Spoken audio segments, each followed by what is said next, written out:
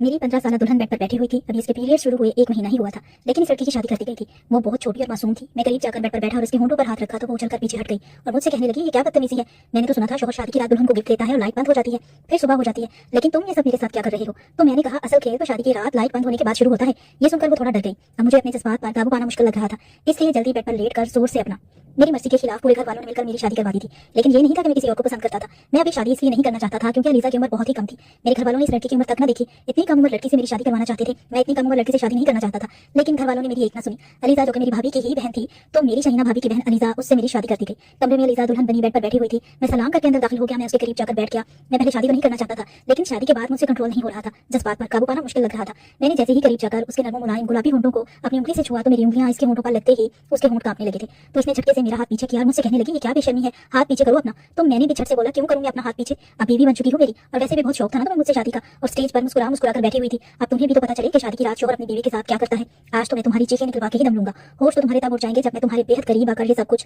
मैं उसे कह ही रहा था कि मेरी बातें सुनकर वो बहुत घबरा गई थी और कहने लगी, देखो मैं ऐसी बेहुदा बातें सुनना पसंद नहीं करती, मुझे ऐसी बेशर्मी बिल्कुल भी पसंद नहीं आई, इसलिए तुम मेरे करीब आने की कोशिश भी मत करना। ये कहकर वो बेड से खड़ी हो गई और बहुत घबरा रही थी। मैं भी उठ के खड़ा हो गया। मैंने भी कह दिया, बेशर्मी तो अब बहुत सी हो गई मिस अलीजा, इन बेशर्मियों के लिए तुम अच्छे से तैयार रहना। तुम्हें तो पता होगा ना शादी की रात क्या क्या होता है।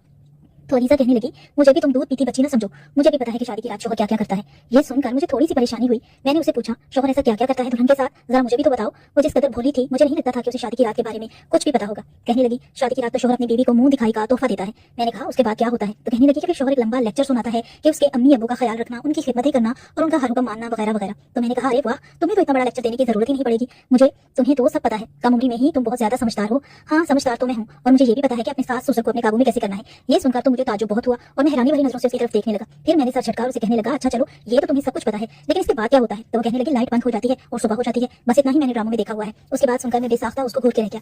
फिर मैंने उसका हाथ पकड़कर अपने पास खींच लिया और उसे कहने लगा कि असल खेल तो शादी की रात लाइट बंद होने के बाद शुरू होता है। और मेरा हाथ इसके पूरे वजूद पर फिसलने लगा। वो मेरा हाथ अपने जिस्म पर महसूस करके कुछ घबरा रही थी। वो मेरी बातें सुनकर हिचकिचाने लगी थी। फिर मैंने उसे कहा कि तुम चेंज तो करो मेरी छोटी सी जान, फिर तुम्हें सब कुछ बताता हूँ। मैंने उसके गाल पर छोटी सी चुटकी काट कर कहा। वो बहुत ज्यादा घबरा रही थी। फिर मैंने उसे अलमारी में से एक नाइटी उठाकर दी और कहा, ये पहन कर आओ। और वो नाइटी लेकर वॉशरूम में चली गई। चेंज कराई तो मेकअप धुल चुका था और उस सुर्ख जालीदार नाइटी में बहुत खूबसूरत लग रही थी। इसका पूरा वजूद इस नाइटी में अया हो रहा था। फिर वो खुले बालों की जुटियां बनाने लगी तो मैंने उसे कहा, बहुत खूबसूरत लग रही हो, बालों को खुला ही छोड़ो, ये खुले बाल बहुत अच्छे लग रहे हैं। फिर इसका बाजू थोड़ा सख्ती से पकड़ा और इसे बेड पर ले गया। इस वक्त कमरे में घुमा दे रहा था। मैंने कहा, मिस अलीजा, अब तुम तैयार रहना क्योंकि असली खेल तो अब शुरू होने वाला है। वो तो मेरी बात सुनकर बहुत घबरा गई और कहने लगी, नहीं, मुझे बहुत डर लग रहा है। अभी से क्यों इतना डर रही हो, मैंने तो अभी कुछ किया ही नहीं है, और जब तुम्हारे साथ सब कुछ करूंगा तो तुम्हारा क्या हाल होगा, तब तो तुम्हारी चीखें निकलेंगी। शादी ब्याह कोई गुड्डी गुड्डे का खेल थोड़ी है, बड़ा कुछ सहना पड़ता है एक लड़की को। मैं उसे डराना चाहता था, बजाय उसे एतमाद देने के मैं उसे शादी के रिश्ते से खौफजदा करना चाहता था, ताकि अलीजा नामी ये लड़की घर ही ना बसा सके और मैं अपने घर वालों पे ये साबित कर सकूं कि एक ही घर से दो बहनें लाना इनका गलत फैसला था। वो भी कहने लगी, नहीं, मुझे लाइट बंद नहीं करनी, मैं लाइट चला के ही सोऊंगी। मैंने उसके दोनों हाथ पकड़ लिए और कहा, ऐसे कैसे अलीजा, यूं तो नहीं होगा ना, जानी लाइट तो बंद करनी पड़ेगी। आखिर तुम्हें लाइट बंद करने के पीछे की कहानी भी तो पता चलनी चाहिए कि क्या होती है। शादी शादी का बहुत शौक था ना तुम्हें, अच्छे कपड़े, जेवरात, मुंह दिखाई, महंगे तोहफे, ये सब देखने में बहुत अच्छा लगता है, लेकिन असल हकीकत कुछ और होती है और वो मैं तुम्हें आज बताऊंगा। मैंने लैंप ऑफ किया और बड़ी जोर से इसकी खिलाई पकड़ी, इसे अपने करीब किया। जैसे ही उसे अपने सीने से लगाया, उसे सीने के साथ जोर से भींचा, वो चिल्ला उठी, फौरन से मुझसे पीछे हट गई और लैंप ऑन कर दिया। कहने लगी, मुझे आप ही के पास जाना है। वो बेहद घबरा चुकी थी, अब तो आंसू बहाने लगी थी। मेरा मकसद भी पूरा हो गया था, मैं उसे डराना ही चाहता था। मैंने कहा, चलो चलो, नखरे मत दिखाओ, लेटो यहाँ, वरना मैं सख्ती करूंगा। अभी मैं प्यार से सब कुछ कर रहा था, हालांकि मैंने उसे बड़ी सख्ती से खुद के साथ भींचा था। वो फौरन से खड़ी हुई और कमरे से बाहर चली गई। उसने अनवार भाई का दरवाजा बुरी तरह से खटखटाया। मेरे चेहरे पर मुस्कुराहट आ गई कि बहुत शौक था ना मेरे भाई को शादी का, उनकी खुद घर से कहा, इन्हें मुंह तोड़ जवाब अब मिलेगा। अनवार भाई के साथ साथ मेरी अम्मा अब्बा के कमरे का भी दरवाजा खुला। मैं भी कमरे के दरवाजे पर खड़ा हो गया। वो आपी के साथ लगे रोए जा रही थी। कहने लगी, आप ही, मुझे आपके साथ सोना है। ये सुनकर अनवार भाई का मुंह हैरत से खुला। भाभी अलीजा के रोने से परेशान थी। कहने लगी, क्या हुआ तुम्हें। अलीजा कहने लगी, मैं सलमान के कमरे में नहीं सोऊंगी, मुझे आपके साथ सोना है। अनवार भाई बेहद परेशान नजर आ रहे थे। शाहीना भाभी इससे वजह पूछने लगी, लेकिन वो क्या वजह बताती, इसने बताया कुछ नहीं। अलीजा तो भाभी के कमरे में चली गई और बेड पर जाके बैठ गई। मेरी वालिदा कहने लगी, सलमान इसे क्या हुआ, शादी पे तो बहुत खुश थी। मैंने कहा, बहुत शौक था आपको छोटी लड़की से शादी करने का, आप देख लें इसका बचपना, हाथ पकड़ा नहीं, वावेला मचा दिया, संभाले आप खुद इसे। ये कहकर मैं अपने कमरे में आके बेड पर लेट गया और सुकून की गहरी सांस ली। इससे पहले कि मैं सोता, मेरे भाई अनवार बड़े गुस्से से तकिया पकड़े मेरे कमरे में जोर से बेड पर फेंका और बैठ गया। मैंने पलटकर उनकी तरफ देखा। कहने लगा, हाथ हल्का नहीं रख सकते थे बीवी पे। मैंने कहा, मैंने बस हाथ पकड़ा था भाई, आप क्या हाथ भी ना पकड़ता, मुझे क्या पता था वो तमाशा खड़ा कर देगी। वो कहने लगे, मेरी रात काली हो गई तुम्हारी वजह से। मैंने कहा, मैंने क्या किया है, मेरी गलती क्या है। अरे जब 17 साल की लड़की को दुल्हन बना के कमरे में भेजेंगे तो ये सब कुछ तो होगा ना, अगर उसे है नहीं। वो तो शादी बस इसलिए कर रही थी कि मुंह दिखाई में महंगे महंगे तोहफे मिलेंगे, नए नए कपड़े पहनने को मिलेंगे। इसे थोड़ा बहुत भी नहीं मालूम कि शादी क्या होती है। रात आपकी नहीं, मेरी भी काली हुई है, इसलिए चुपचाप सो जाएं। ये कहकर मैंने बल्ब ऑफ किया और सो गया। लेकिन भाई को तो शायद नींद ही नहीं आ रही थी। करवटों पर करवटें बदले जा रही थी। मैंने कहा, भाई सुकून से सो जाओ, मुझे भी सोने दो। कहने लगा तुझे नींद आ रही है, बुद्धू कहीं का, बीवी को कुछ वक्त ही दे देता, मेरी रात तो काली ना होती। मैंने दिल में कहा आपकी बेरुखी का यही जवाब होना चाहिए। मैं रोता रहा, कहता रहा भाई प्लीज मेरे लिए कुछ ना कुछ करो, लेकिन नहीं। अब मजा आ रहा है ना जब बीवी के बगैर शादी की रात गुजारनी पड़ेगी। बहुत अच्छा हुआ, ये तो शुरुआत है। देखे तो सही इस नादान लड़की को मैं कितना डराता हूँ। रोज आके आपके कमरे में ही सोएगी और आप यहाँ मेरे कमरे में। मैंने दिल में इरादा कर लिया था कि अपने माँ बाप की इस बात को झुठला के रखूंगा कि घर से दो बहनें लानी ही नहीं चाहिए और अगली 7 पुश्तों तक कोई भी ये गलती नहीं करेगा। बहरहाल अगली सुबह शाहीना भाभी और अलीजा दोनों ही कमरे से एक साथ बाहर आई। अम्मी नाश्ता बना के रख चुकी थी। मेरे भाई का मूड बड़ा खराब था, बार बार शाहीना भाभी को देख रहे थे। वो बेचारी नजरें चुरा रही थी, जैसे कह रही हूँ कि मेरा क्या कसूर है। अलीजा जब भी मुझे देखती तो मैं इसे घूरने लगता। वो फौरन से घबरा के नजरें नीचे कर लेती। मैं चाहता था कि उसके दिल में अपना खौफ बरकरार रखूं ताकि वो मेरे करीब और मेरे कमरे में आने की कोशिश ही ना करे। मैं तो अपने दिल में बड़ा मुतमईन था कि अब ये लड़की मेरे कमरे में नहीं आने वाली। पूरा दिन वो भाभी के कमरे में ही रही और भाई पूरा दिन लॉन में जले पैर की बिल्ली बना चक्कर काटता रहा कि 2 घड़ी इनको भी बीवी का साथ नसीब हो जाए। लेकिन मैं बड़ा खुश था, बड़े मजे से अपने कमरे में रहा। फिर दिल किया तो दोस्तों में चला गया। शाम को वलीमे की दावत दी, वलीमा भी हो गया। लेकिन आज अनवार भाई बड़े गुस्से में बैठे थे। इन्हें देखकर मेरी हंसी ही नहीं रुक रही थी। अलीजा मेरे पास बैठी थी। मैंने इसका बाजू पकड़ा, जोर से दबाया और इसके कान के करीब जाकर कहा बच्चों कल तो बच गई थी, आज क्या करोगी? कब तक बचोगी मुझसे? आना तो अब तुम्हें मेरे ही कमरे में है और आज तो तुम वैसे ही बड़ी प्यारी लग रही हो। आज तो मैं तुम्हें वाकई कच्चा खा जाऊंगा। खिलाफे तवक्का बिल्कुल चुपचाप गुमसुम सी बैठी हुई थी। कल वाली शौखियां सारी उसकी एक रात में ही खत्म हो चुकी थी। वो बार बार मेरे हाथ से अपना हाथ छुड़वाने की कोशिश कर रही थी। कुछ देर बाद मैंने उसका हाथ छोड़ दिया और वलीमा भी अपने इख्तिताम पर पहुंच गया। अनवार भाई ने शाहीना भाभी को साफ कह दिया कि आज तुम्हारे कमरे का दरवाजा कोई पीटे या तोड़ दे, तुम दरवाजा नहीं खोलोगी। इसलिए वो अलीजा को समझा रही थी कि वो अलीजा को कह रही थी कि देखो इस तरह से नहीं करते। लेकिन वो अपनी आप ही के दोनों हाथों को पकड़े लाउंज में बैठी थी। वो कहने लगी मुझे नहीं जाना उसके कमरे में, मुझे इससे बहुत डर लगता है। भाभी उसे समझाने लगी कि ऐसा कुछ नहीं होता, वो तुमसे मोहब्बत करता है, तुम्हें कुछ भी नहीं कहेगा। वो कहने लगी आपको नहीं पता ना, मुझे पता है, मैं नहीं जाऊंगी, मुझे नहीं करनी कोई शादी वादी, मुझे आप अब्बा के घर भिजवा दें, मैं वहां रह लूंगी। देखो ये सब आप अब तो नहीं हो सकता ना, देखो इस वक्त तो तुम्हें कोई एतराज नहीं था, तुमने कहा था ठीक है तुम्हें शादी पर कोई एतराज नहीं है। वो कहने लगी मुझे क्या पता था कि ये होती है शादी, मुझे नहीं पता, मैं नहीं जाऊंगी सलमान के कमरे में। अनवार भाई अपने कमरे के दरवाजे के पास हाथ बांधे खड़े शाहीना भाभी को घूरे जा रहे थे और वो बार बार नजरें चुराकर अलीजा से अपना हाथ छुड़वाने की कोशिश कर रही थी।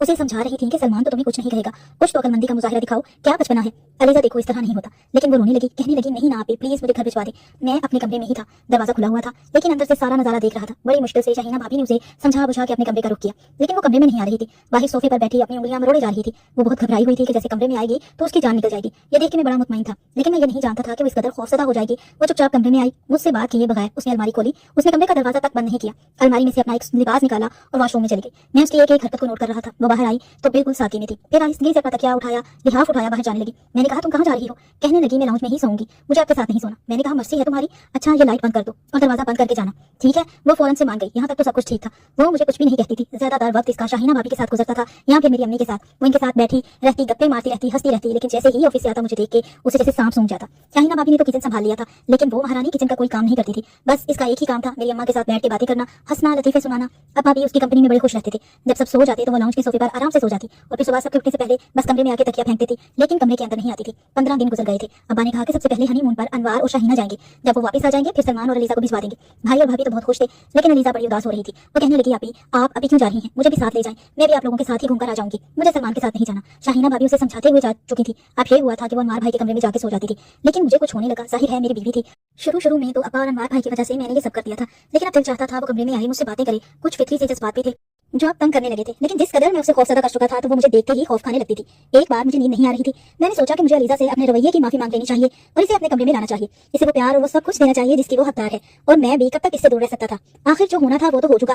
फिर मैं अपने कमरे से बाहर आया। मैंने अनवार भाई के कमरे का लॉक घुमाया तो दरवाजा लॉक था। मैंने हल्की सी दस्तक दी, लेकिन अंदर बिल्कुल खामोशी थी। मैंने फिर हल्की सी दस्तक दी, लेकिन नो रिस्पॉन्स। मैंने कमरे की खिड़की खोली तो वो बेखबर बेड पर सोई हुई थी। उसके बालों की आवारा लटे हवा से उसके चेहरे पर बिखरी हुई थी। उसके हुस्न को और भी ज्यादा दुबाला कर रही थी। शायद मेरी ही नजर बदलने लगी थी। बस मैंने सोचा बहुत हो चुका, मेरा गुस्सा तो कब का खत्म हो चुका था। मैं भी चाहता था मेरी जिंदगी नॉर्मल लाइफ की तरफ आए। अनवार भाई को गए हुए भी आज 8 दिन हो गए थे और मजीद 8 दिन बाद उनकी वापसी थी। फिर मुझे अलीजा के साथ जाना था। मैं चाहता था इससे पहले मैं अलीजा के साथ दोस्ती कर लूं। मैंने धीरे से अलीजा को आवाज दी, लेकिन वो बड़ी गहरी नींद में सो रही थी। कमरे की खिड़की इतनी बड़ी नहीं थी कि मैं इससे अंदर जा सकता, इसलिए मैंने शीशे को खटकाया। उठो, ये भी डर था कि कहीं मेरी आवाज अम्मा अब्बा के कमरे में न चली जाए। तो मुश्किल ही उसने अपनी खमार आलूद आंखें खोली, मुझे खिड़की के पास देख के वहां आ गई। मुझसे कहने लगी क्या है? मैंने कहा ये क्या तमाशा बना लिया है तुमने, चलो अपने कमरे में आओ। लेकिन ये सुनकर वो फिर से घबराने लगी। वो मुझसे कहने लगी मुझे नहीं आना, मैं यहाँ ठीक हूँ। मैंने कहा अलीजा अच्छा आई एम सॉरी, मैं तुम्हारे साथ कोई भी हरकत नहीं करूंगा, बस तुम मेरे साथ कमरे में आओ। लेकिन वो नफी में सर हिलाने लगी और कहने लगी नहीं।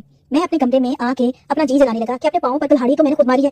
अब वो कमरे की खिड़की दरवाजा सब कुछ बंद करके सोती थी। अलबत्ता खाना उसे टेबल पर मेरे साथ ही बैठ के खाना पड़ता था। अम्मा अब्बा सामने बैठे होते थे। जैसे ही वो खाना खाने के लिए बैठती मैं उसके बराबर वाली कुर्सी पर बैठ जाता, वरना जब तक शाहीना भाभी थी तो वो इनके साथ बैठती थी। मैंने उससे कहा कि मेरी प्लेट में चावल डाल दो। इसने पुलाव मेरी प्लेट में डाल दिया। मैंने अपना पैर इसके पैर के ऊपर रख दिया। वो बुरी तरह से छींक गई। बाकी सब मेरी तरफ देखने लगी। मैंने भी इस पर एक नजर डाली। वो मेरे पाँव के नीचे से अपना पाँव हटाने की कोशिश कर रही थी, लेकिन मैंने भी पैर को गुस्से से दबाना शुरू कर दिया। अपने पैर का अंगूठा इसके पाँव से होता हुआ ऊपर की जानिब ले जाने लगा। वो अपना पाँव पीछे करती थी, मैं भी उसके पांव तक पहुंच जाता था। वो इस कदर नर्वस थी कि खाना ठीक से नहीं खा पा रही थी। जब से शाहीना भाभी गई हुई थी, सारा काम उसी के सर पर आ गया था। अम्मा से पूछ पूछ के खाना बना लेती थी और ठीक ही बनाती थी। रात को जब सब लाउंज में थे, वो किचन में बर्तन धो रही थी। मैं चुपचाप किचन में आ गया, फ्रिज से पानी की बोतल निकाली, ग्लास में पानी डाल के पीने लगा। वो बर्तन धोने में मसरूफ थी। पानी पीने के बाद मैं इसके बिल्कुल पीछे आके खड़ा हो गया और पीछे से इसे अपने हिसाब में ले लिया। वो बुरी तरह से उछली, पलट के देखा तो मैं उसके कंधे पर अपना सर रख चुका था। मैंने कहा, मुझसे इतना भागती क्यों हो? शोहर हूं तुम्हारा। कहने लगी, सलमान मुझे छोड़े प्लीज। मैंने कहा, शराफत से आज कमरे में आ जाना। वैसे भी कल शाहीना भाभी और अनवार भाई वापस आ रहे हैं, फिर तो तुम्हें मेरे साथ हनीमून पर जाना ही पड़ेगा। वहाँ क्या करोगी?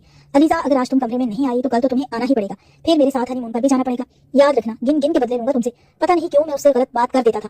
मेरा ये कहना था कि वो चिल्लाने लगी। मैंने फौरन इसे छोड़ दिया। अम्मा अब्बा दोनों किचन में आ गए। कहने लगे, क्या हुआ? तो वो कहने लगी, वो कॉकरोच। अम्मा कहने लगी, कहाँ है? कहने लगी, अभी शेल्फ पे था, पता नहीं कहाँ गया। मैं समझ गया मुझसे पीछा छुड़ाने के लिए उसने ये सब कुछ किया है। मैं गुस्से से अपने कमरे में चला गया। अगले रोज शाहीना भाभी और अनवार भाई भी आ गए। शादी को 1 महीना गुजर चुका था, लेकिन मुहतरमा थी कि मेरे काबू में ही नहीं आ रही थी। सबके सोने के बाद वो लाउंज में तकिया रख के लेट गई। तभी मैं कमरे उसकी कलाई पकड़ी। मैंने कहा, शराफत से कमरे में चलो। कहने लगी, मैंने नहीं जाना, अगर आपने जबरदस्ती की तो मैं चलाना शुरू कर दूंगी। मैंने कहा, ठीक है चिल्लाओ, शौक से चलाओ। ये कहकर मैंने उसके मुंह पर हाथ रख दिया और उसे जबरदस्ती कमरे में ले गया। कमरे की लाइट बंद की और इसे बेड तक लाया ही था कि अनवार भाई के दरवाजा खटखटाने की आवाज आई। वो अम्मा का दरवाजा खटखटा रहे थे। अम्मा ने दरवाजा खोला तो वो कहने लगी, शाहीना की तबीयत बहुत खराब है अम्मा, आकर देखिए उसे क्या हुआ है। बात कुछ ऐसी थी कि मुझे अलीजा को छोड़ना पड़ा। वो भी फौरन कमरे से बाहर निकल गई। शाहीना भाभी की उल्टी नहीं रुक रही थी। मेरी अम्मा ने अलीजा से कहा, जाओ नींबू पानी बनाकर लेके आओ। वो नींबू पानी बना के लाई, भाभी को पिलाया, फिर उसे डॉक्टर के पास लेके गए तो मालूम हुआ कि शाहीना भाभी उम्मीद से हो चुकी थी। लेकिन डॉक्टर ने बेड रेस्ट का मशवरा दिया था। खुशी की खबर थी, इसीलिए मैं भी खुश था कि चलो चाचू बन जाऊंगा। इसीलिए हमारा हनीमून कैंसिल हो चुका था, क्योंकि सारे काम की जिम्मेदारी अलीजा पर पड़ चुकी थी। शाहीना भाभी को कमरे तक खाना भी वही देने जाती थी, संभालती भी वही थी, क्योंकि उनकी सेहत ठीक नहीं रहती थी। पूरा दिन घन चक्कर सी बन जाती थी। अब तो मुझे उस पर तरस आने लगा था। बहुत कम उम्र में उस पर बहुत बड़ी जिम्मेदारियां आन पड़ी थी। फिर इस पे मेरा उसके साथ रवैया भी अच्छा नहीं था। मुझे खुद पर अफसोस होने लगा। बेचारी थक जाती थी, फिर उसे सोफे पे सोना पड़ता था। एक दिन मैंने उसे कहा कि देखो, मैं तुम्हें कुछ नहीं कहूंगा, तुम्हें हाथ तक नहीं लगाऊंगा, लेकिन प्लीज बेड पर आराम से सो जाया करो, कुछ नहीं कहूंगा तुम्हें। कहने लगी, लाइट तो बंद नहीं करेंगे। मैंने कहा, नहीं करूंगा। उसके बाद से मैं किचन में उसके काम में भी मदद करवा देता था। एक दिन मैंने उसे कहा, अलीजा मुझसे दोस्ती करोगी? कहने लगी, नहीं, मुझे आपसे दोस्ती नहीं करनी, आप अच्छे इंसान नहीं है। मैंने कहा, क्यों? मैं क्यों अच्छा इंसान नहीं हूँ? अब तो मैं तुम्हारी हेल्प ही करता हूँ। वो कहने लगी, वो तो करते हैं, लेकिन फिर भी मुझे आपसे डर लगता है। मैंने कहा, देखो, अब तुम्हें मुझसे डर नहीं लगेगा, मैं तुम्हारा दोस्त बन जाऊंगा ना, इसीलिए। कहने लगी, आप सोच से मुझे अपने साथ तो नहीं लगाएंगे? इस दिन मेरा सांस रुक गया था। मैंने कहा, नहीं लगाऊंगा, तुम बस मुझसे दोस्ती कर लो। कहने लगी, मेरे करीब तो नहीं आएंगे। मैंने कहा, नहीं, करीब भी नहीं आऊंगा जब तक तुम नहीं चाहोगी। तो मेरी बात मान गई। हम उससे बातें करने लगी, कुछ बेतकल्लुफ भी हो जाती थी, हंसती भी थी। रात को जब सारे काम करके फारिग होती तो मैं इसे मोटरसाइकिल पर बाहर ले जाता, इसे आइसक्रीम खिला के लाता। काफी अच्छी लड़की थी। मैं मान चुका था कि जाने अनजाने में मैं उसके साथ गलत कर बैठा था। 9 महीने का अरसा भी गुजर गया। शाहीना भाभी को एक बार बहुत दर्द उठा। अम्मा की तबीयत ठीक नहीं थी, इसीलिए मुझे और अलीजा को भाई और भाभी के साथ जाना पड़ा। हम दोनों भी बहुत मुंतजिर थे कि देखो क्या होता है, बेटा या बेटी। लेकिन जब डॉक्टर ने बाहर आकर हमें एक ऐसी खबर सुनाई कि हमारे कदमों के नीचे से जमीन निकल गई। वो कहने लगी कि मिस्टर अनवार, आपका बेटा हुआ है, लेकिन आपकी बीवी को हम नहीं बचा सके। ये सुनना था कि हमें अपने कानों पर यकीन ही नहीं आ रहा था। ऐसे कैसे हो सकता है? अनवार भाई तो यूं थे जैसे सांस लेना भूल गए। यही हाल अलीजा का भी था। कहने लगे, डॉक्टर जी आप क्या कह रही हैं? आप बताएं ना, मेरी बीवी को क्या हो सकता है? वो तो ठीक थी अभी। वो कहने लगी कि उनका बीपी शूट कर गया था, इसीलिए सब कुछ बहुत आनंद फानंद हो गया। हम पर तो जैसे कयामत टूट गई। अलीजा की, अनवार भाई की, अम्मी की, सबकी बहुत बुरी हालत थी। पहली बार मैंने भाई को यूं फूट फूट कर रोते देखा था। मैं खुद भी कुछ समझ नहीं पा रहा था कि ये सब कैसे हो गया। एक तरफ मैं भाई को संभाल रहा था तो दूसरी तरफ अलीजा को। दोनों ही मेरे काबू से बाहर थे। ये खबर जब मैंने अब्बा को सुनाई तो वो भी परेशान हो गए। अम्मा अब्बा दोनों हॉस्पिटल पहुंच गए। अभी तक बच्चा नर्स के पास था, क्योंकि मैं तो इन दोनों को संभालने में लगा हुआ था। अम्मा आई तो अलीजा उनके गले लग के रोने लगी। ये खबर जब शाहीना भाभी के मेके में गई तो इन पर भी कयामत टूट पड़ी। बहरहाल वक्त था जो गुजर गया, लेकिन हमारे घर की तो जैसे खुशियां खत्म होकर रह गई। शाहीना भाभी के बेबी को अलीजा संभालने लगी। वो चुप चुप सी हो गई। उसका सारा बचपना शुरू की तरह हंसना बोलना जैसे खत्म हो चुका था। अनवार भाई भी चुपचाप रहने लगे, बात ही नहीं करते थे। बात करते तो लगता था अभी रो पड़ेंगे। एक मैं था जो भाई को तसल्ली देता। 2 महीने गुजर गए। मुझे लगता था जैसे अलीजा अपनी उम्र से काफी बड़ी हो चुकी है। रात को जो वो थकी हारी आकर बेड पर बैठती तो अली रोने लगता। वो अनवार भाई का बेटा था, वैसे पकड़ के चुप करवाने लगी। अब तो मुझे इस पर तरस आने लगा था। मैंने कहा, ऐसे करो, इसे मुझे दे दो, तुम सो जाओ, थोड़ी देर आराम कर लो। उसकी आंखें नींद से भारी हुई रहती थी। कहने लगी, नहीं, आपसे चुप नहीं करेगा, मुझसे ही चुप करता है। मैंने कहा, मैं इसको पकड़ूंगा, तुम थोड़ी देर आराम करो और सो जाओ। इसने मेरी बात मान ली और थोड़ी देर आराम करने के लिए लेट गई। फिर भाई की हालत भी हमसे देखी नहीं जाती थी।